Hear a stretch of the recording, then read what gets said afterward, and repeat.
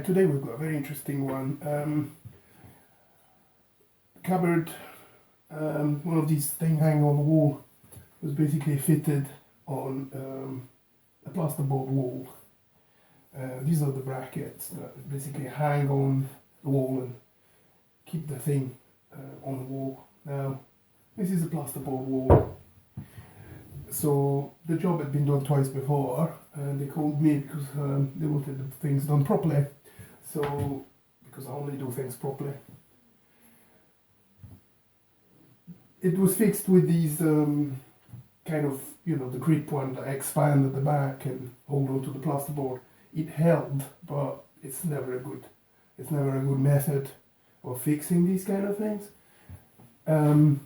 Usually these walls, they are fitted with vertical joists, and the joists are usually about every 2 feet or 60 centimeter apart. So we go, there's a joist here, there's a joist here, there's a joist here, and there's a joist here.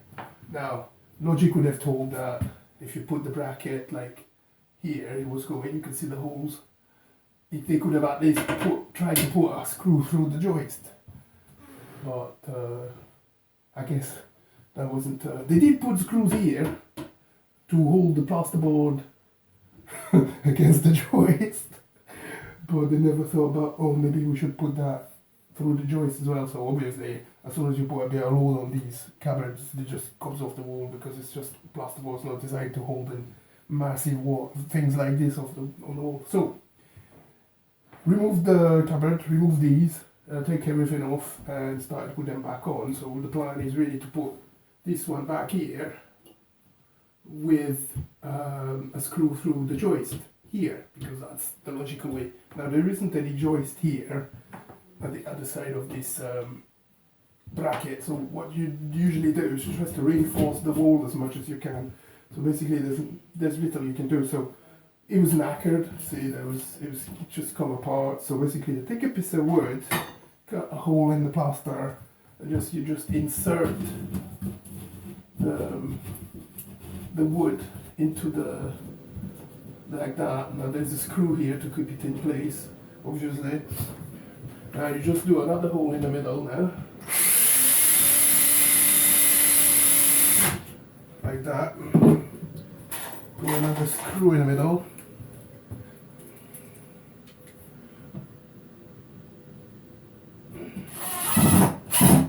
Now once you've got that screw, you take that one out. And that's basically holding. There's a bit of insulation behind, so that helps a bit. Now just position, I've marked all the places where you've got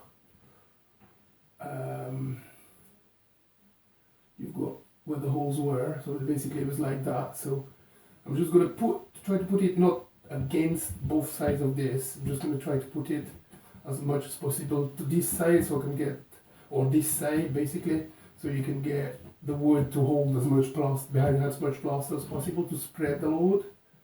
So I'm just decided I'm just going to put it here, so I'm just going to screw into this one. So I'll just mark it roughly. Then you must pre-drill the wood, because if you don't pre-drill the wood, you just drill through it and you screw through it, it could split, and that basically totally defeats the holding power of the wood. So you basically move this in the position you want to have it, like that, and then hold it in place. Doesn't need to go through the whole wood, but you do a pilot basically.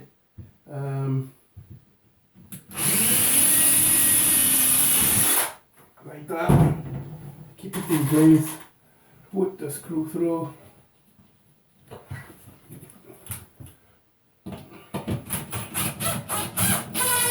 Don't put it entirely in, so you can move the wood.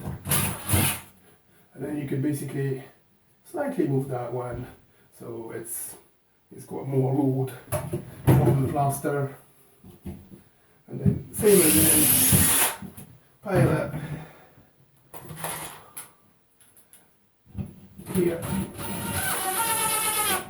Now, these are not retaining screws, well, they're just holding the wood in place basically.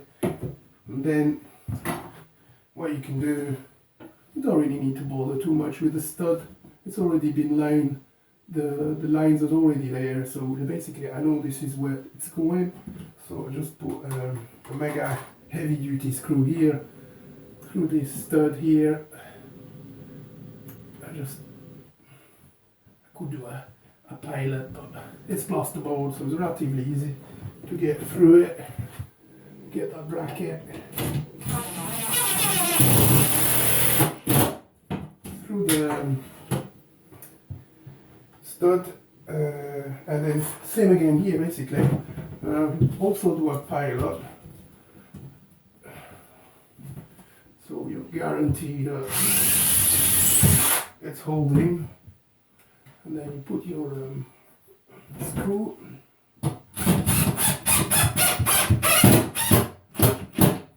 and there your bracket is on the wall and it doesn't move.